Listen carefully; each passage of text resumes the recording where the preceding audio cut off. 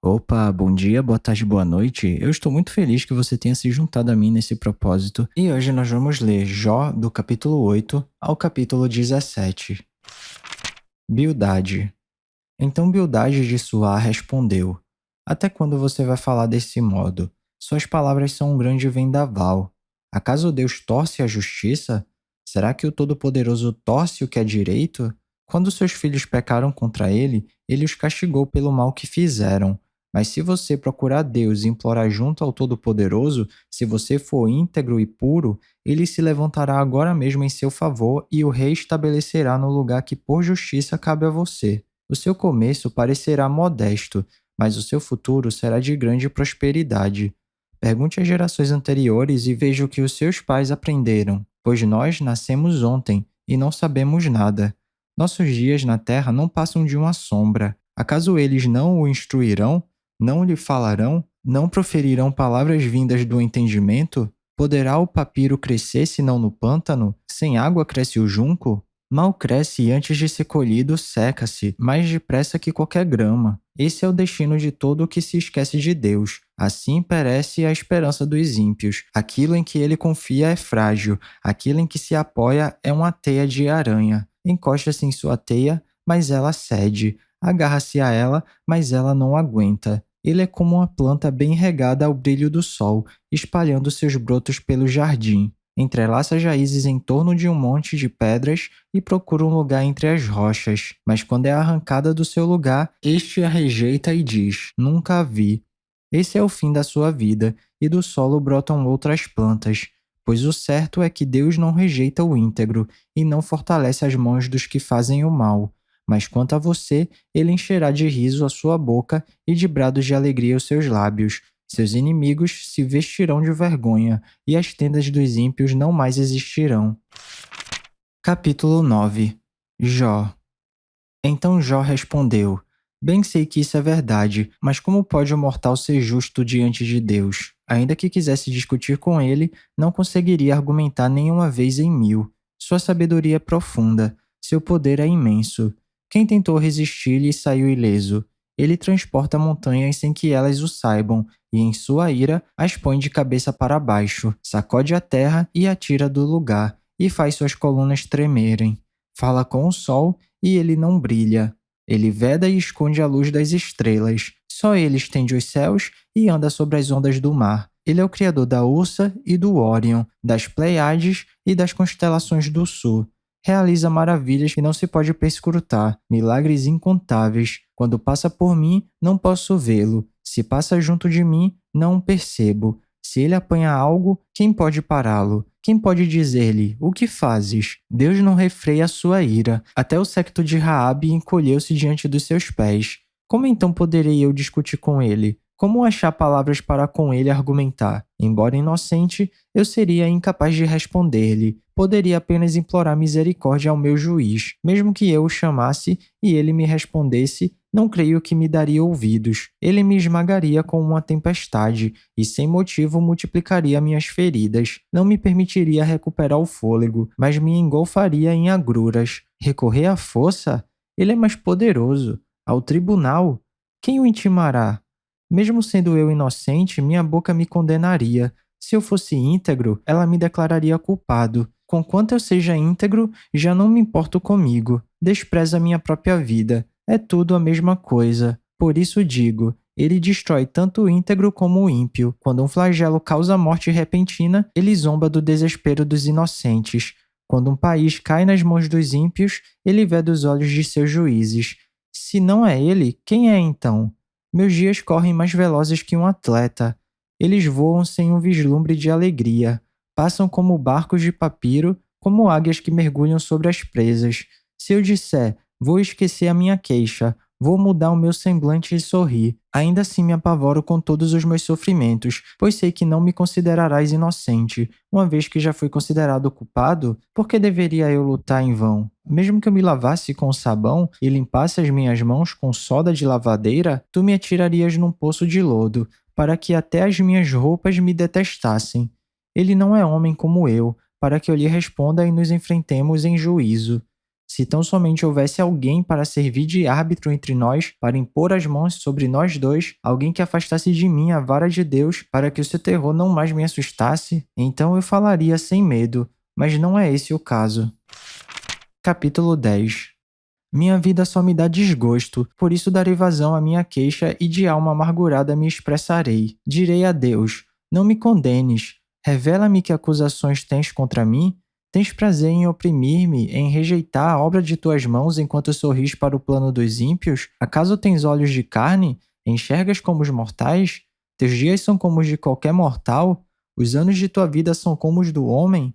Pois investigas a minha iniquidade e vasculhas o meu pecado, embora saibas que não sou culpado e que ninguém pode livrar-me das tuas mãos, foram as tuas mãos que me formaram e me fizeram. Irás agora voltar-te e destruir-me? Lembra-te de que me moldaste como barro, e agora me farás voltar ao pó? Acaso não me despejaste como leite e não me coalhaste como queijo? Não me vestiste de pele e carne e não me juntaste com ossos e tendões? Deste-me vida e foste bondoso para comigo, e na tua providência cuidaste do meu espírito. Mas algo escondeste em teu coração, e agora sei o que pensavas. Se eu pecasse, estarias me observando e não deixarias sem punição a minha ofensa. Se eu fosse culpado, ai de mim! Mesmo sendo inocente, não posso erguer a cabeça, pois estou dominado pela vergonha e mergulhado na minha aflição. Se mantenho a cabeça erguida, ficas à minha espreita como um leão e, de novo, manifestas contra mim o teu poder tremendo. Trazes novas testemunhas contra mim e contra mim aumentas a tua ira. Teus exércitos atacam-me em batalhões sucessivos. Então,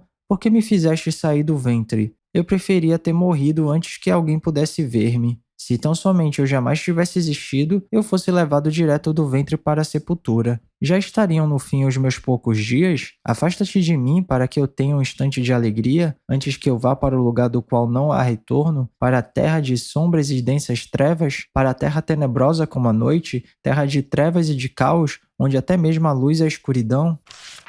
Capítulo 11. Zofar. Então Zofar de Naamate respondeu: ficarão sem resposta a todas essas palavras? Irá confirmar-se o que esse tagarela diz? Sua conversa tola calará os homens? Ninguém o repreenderá por sua zombaria? Você diz a Deus: a doutrina que eu aceito é perfeita, e sou pura aos teus olhos.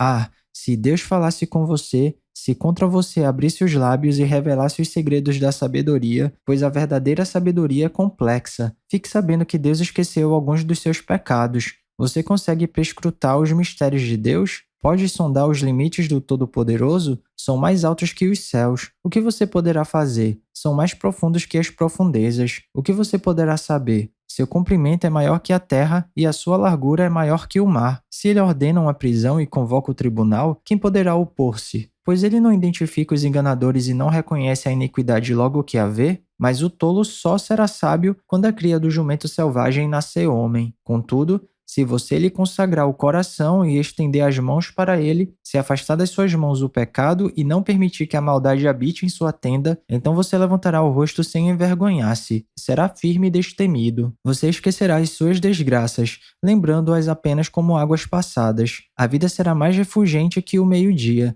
e as trevas serão como a manhã em seu fulgor. Você estará confiante graças à esperança que haverá, olhará ao redor e repousará em segurança. Você se deitará e não terá medo de ninguém, e muitos procurarão o seu favor, mas os olhos dos ímpios fenecerão e em vão procurarão refúgio. O suspiro da morte será a esperança que terão. Capítulo 12. Jó. Então Jó respondeu: sem dúvida vocês são o povo, e a sabedoria morrerá com vocês. Mas eu tenho a mesma capacidade de pensar que vocês têm. Não sou inferior a vocês. Quem não sabe dessas coisas? Tornei-me objeto de riso para os meus amigos, logo eu que clamava a Deus e ele me respondia. Eu, íntegro e irrepreensível, um mero objeto de riso. Quem está bem despreza a desgraça, o destino daqueles cujos pés escorregam. As tendas dos saqueadores não sofrem perturbação, e aqueles que provocam a Deus estão seguros, aqueles que transportam seu Deus em suas mãos. Pergunte, porém, aos animais, e eles o ensinarão, ou às aves do céu, e elas contarão a você. Fale com a terra, e ela o instruirá. Deixe que os peixes do mar o informem. Quem de todos eles ignora que a mão do Senhor fez isso? Em sua mão está a vida de cada criatura e o fôlego de toda a humanidade. O ouvido não experimenta as palavras como a língua experimenta a comida? A sabedoria se acha entre os idosos? A vida longa traz entendimento? Deus é que tem sabedoria e poder. A ele pertencem o conselho e o entendimento. O que ele derruba não se pode reconstruir. Quem ele aprisiona, ninguém pode libertar. Se ele retém as águas, predomina a seca. Se as solta, devastam a terra. A ele pertencem a força e a sabedoria. Tanto o enganado quanto o enganador, a ele pertencem. Ele despoja e demite os conselheiros e faz os juízes de tolos. Tira as algemas postas pelos reis e amarra uma faixa em torno da cintura deles. Despoja e demite os sacerdotes e arruína os homens de sólida posição. Cala os lábios dos conselheiros de confiança e tira o discernimento dos anciãos. Derrama desprezo sobre os nobres e desarma os poderosos. Revela coisas profundas das trevas e traz à luz densas sombras. Dá grandeza às nações e as destrói. Faz crescer as nações e as dispersa. Priva da razão os líderes da terra e os envia a perambular num deserto sem caminhos. Andam tateando nas trevas, sem nenhuma luz. Ele os faz cambalear como bêbados. Capítulo 13. Meus olhos viram tudo isso, meus ouvidos o ouviram e entenderam. O que vocês sabem, eu também sei. Não sou inferior a vocês, mas desejo falar ao Todo-Poderoso e defender a minha causa diante de Deus. Vocês, porém, me difamam com mentiras. Todos vocês são médicos que de nada valem. Se tão somente ficassem calados, mostrariam sabedoria. Escutem agora o meu argumento. Prestem atenção à réplica de meus lábios. Vocês vão falar com maldade em nome de Deus? Vão falar enganosamente a favor dele? Vão revelar a parcialidade por ele? Vão defender a causa a favor de Deus? Tudo iria bem se ele os examinasse? Vocês conseguiriam enganá-lo como podem enganar os homens? Com certeza ele os repreenderia se no íntimo vocês fossem parciais. O esplendor dele não os aterroriza? O pavor dele não cairia sobre vocês? As máximas que vocês citam são provérbios de cinza. Suas defesas não passam de barro. Aquietem-se e deixem-me falar, e aconteça comigo o que acontecer. Por que me ponham em perigo e toma minha vida em minhas mãos? Embora ele me mate, ainda assim esperarei nele. Certo é que defenderei os meus caminhos diante dele. Aliás, será essa a minha libertação, pois nenhum ímpio ousaria apresentar-se a ele. Escutem atentamente as minhas palavras, que os seus ouvidos acolham o que eu digo. Agora que eu preparei a minha defesa, sei que serei justificado. Haverá quem me acuse? Se houver, ficarei calado e morrerei. Concede-me só estas duas coisas, ó Deus, e não me esconderei de ti. Afasta de mim a tua mão e não mais me assustes com os teus terrores. Chama-me e eu responderei. Ou deixa-me falar e tu responderás. Quantos erros e pecados cometi? Mostra-me a minha falta e o meu pecado. Por que escondes o teu rosto e me consideras teu inimigo? Atormentarás uma folha levada pelo vento? Perseguirás a palha? Pois fazes constar contra mim coisas amargas e me fazes herdar os pecados da minha juventude. Acorrentas os meus pés e vigias todos os meus caminhos, pondo limites aos meus passos. Assim o homem se consome como coisa podre, como a roupa que a traça vai roendo. Capítulo 14.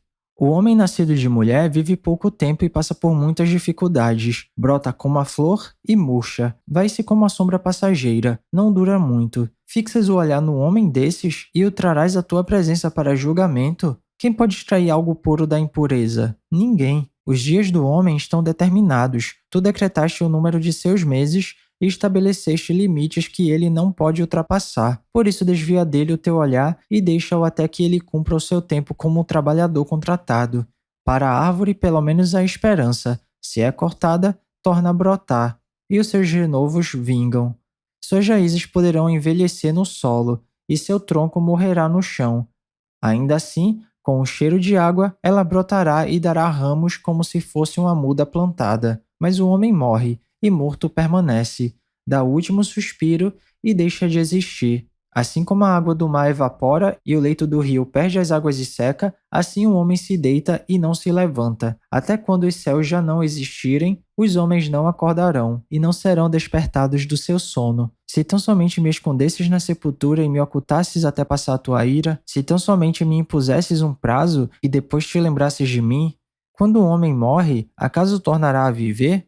Durante todos os dias do meu árduo labor, esperarei pela minha dispensa. Chamarás e eu te responderei. Terás anelo pela criatura que as tuas mãos fizeram. Por certo, contarás então os meus passos, mas não tomarás conhecimento do meu pecado. Minhas faltas serão encerradas num saco, tu esconderás a minha iniquidade.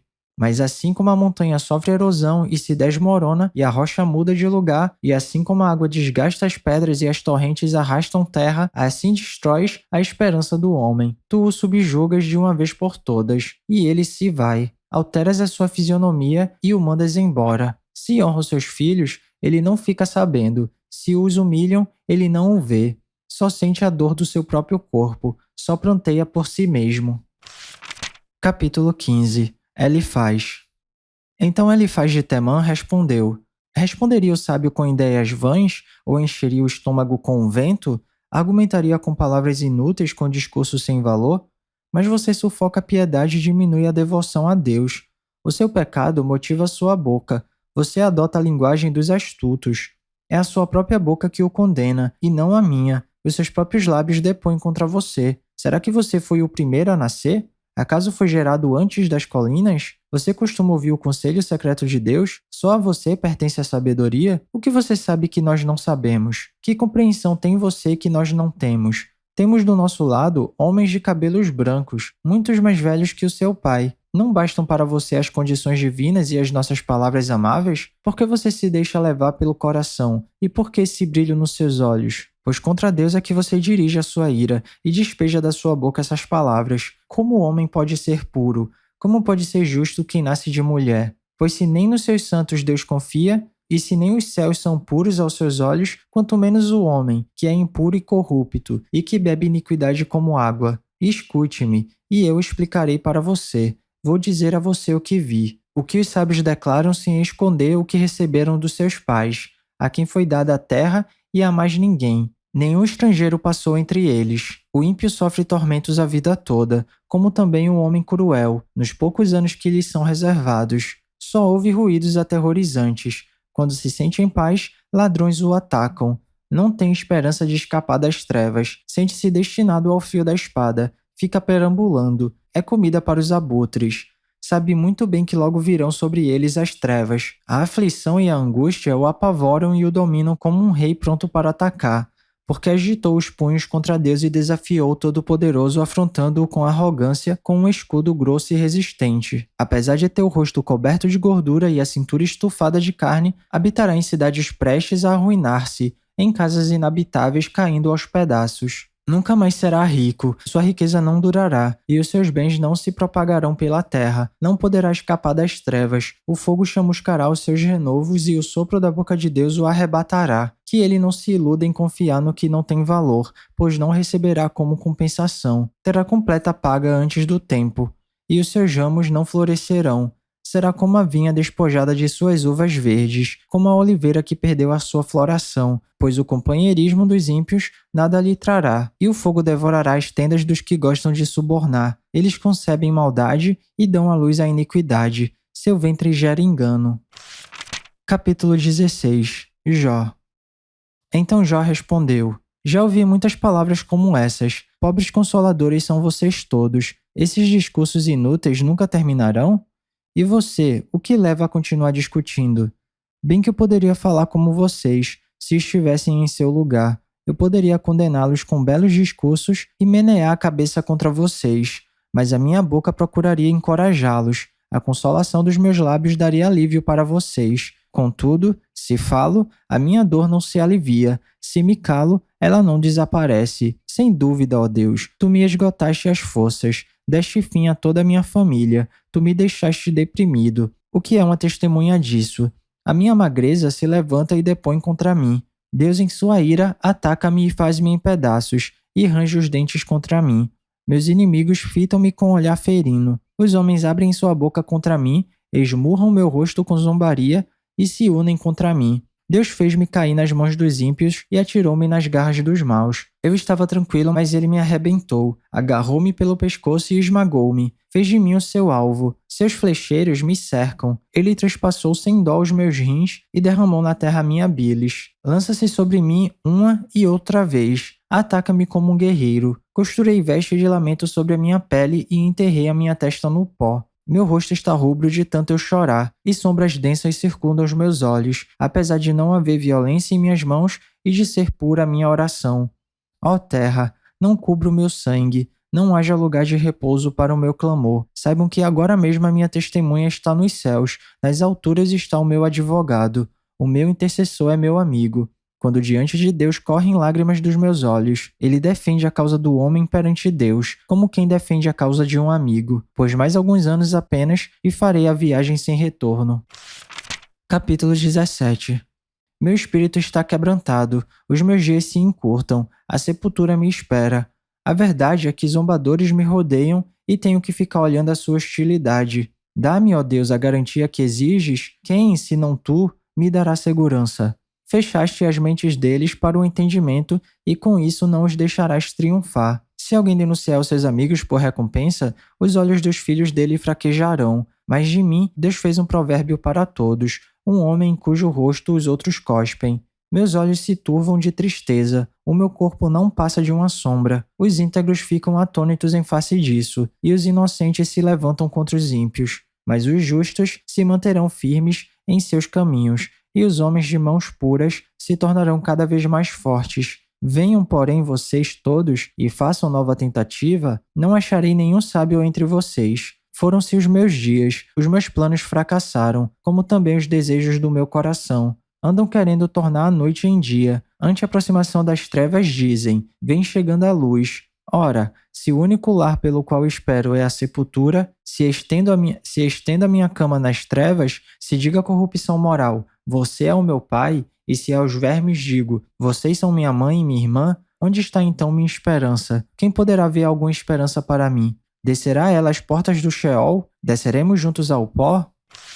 E é isso, chegamos ao final da nossa leitura. Eu espero que você tenha gostado. Se alguma coisa soar estranha ou diferente, eu te encorajo a dar uma pesquisada a respeito disso, porque apesar da Bíblia ser um livro muito atual, ela foi escrita numa época e numa cultura diferente da nossa. Então vale a pena dar uma pesquisada para entender melhor os contextos históricos e culturais. Ah, e esse vídeo aqui não é para substituir o devocional não, tá? É só um plus, é só um bônus, é só um incentivo.